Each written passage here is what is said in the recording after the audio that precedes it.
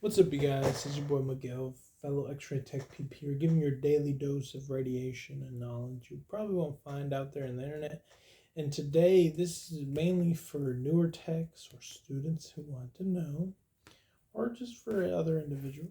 So today, what all credentials, license, stuff you have to keep up with as an X-ray tech. So keep in mind, depending on what state you work with, it could be a little bit different, or with your job, it could be, but for the most part, this covers a good general amount. So you become certified, you have your X ray tech license. Okay, boom. ART, boom, you're certified. Okay. So the first thing, probably even your teachers tell you every 10 years, and they just implemented this, every 10 years you have to sit for board again. So just long term, 10 years, you have to sit for board again. Before you get scared, that is strictly just for your CE, so they know, okay, focus on this, focus on that. So even if you do poorly on it, they won't strip your credentials. So don't get scared, because I know some people, they're making it seem like you'd get stripped out of your credentials. You probably won't. So for the ART, every 2 years you get put into the CEs. So every 2 years there's a time window depending on your birthday and stuff like that. That there's a range. Well, you'll be put into like submit your CEs, or I believe it's voluntary. Well, not voluntary, but they randomly select you, and then you got to present your CEs credentials.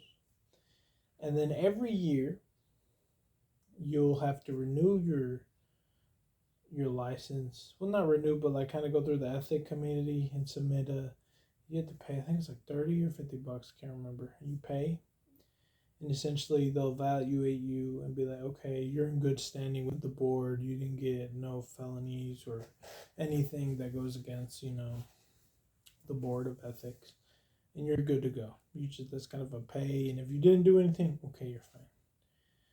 And then since I work for Texas, we have to do what is called the TMB, which is the Texas Medical Board. And that one, every, you have to do CEs that come across.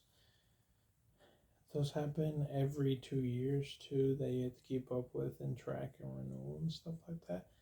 And after that, I would believe it's just CPR, your healthcare BLS. You have to keep up with your CPR for sure for that one. And then I know if you work for IR, I think it's IR, or I think it is IR or cath lab. One of those two. You need a higher level of the CPR, not just the health BLS. It's another one that's like a little bit more higher. You'll have to keep up with that one. But for the most part, that's kind of the big clunk of stuff that you have to keep up with. And I mean, outside of that, I would kind of like, it's not necessary, but it wouldn't hurt to know. It's more for like when you can, or when you. I would keep up with with technology, as far as like looking into, what's the newest X-ray equipment, to see what changes have been made with stuff. Because I know that most likely where you work at, unless that place was just open, you're probably not gonna have brand new state of the art equipment. Most of us don't. We have some like old Fuji stuff that you probably won't. But at some point, maybe in the future, that technology that's brand new right now, maybe 10 years or 15 years in the future, maybe your company will upgrade to that, right? What's current right now, 15 later, they might upgrade to that, and it could be something that, like, the biggest change I can see is when some of the techs went from like literally doing film to doing cassette. Like, that was a big major shift change that came into the thing. And then a minor shift change that came, and I believe it was just maybe and where we're from, maybe 5, 6 years ago. And it wasn't as big of a change, but they went from cassette to digital. And some of like the old school techs that have been there since film days, they didn't struggle as hard because it wasn't as big of a change compared to doing cassette. But there was a lot of technology. Some of the old school techs struggled a little bit because it's computer based and technology.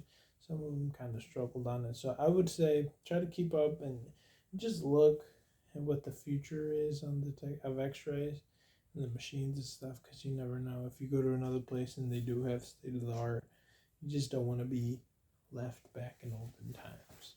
So, because that's our equipment, that's what we use for the job. Because like your positions and stuff, that really doesn't change much. But yeah, hope that helps, and see you in the next one.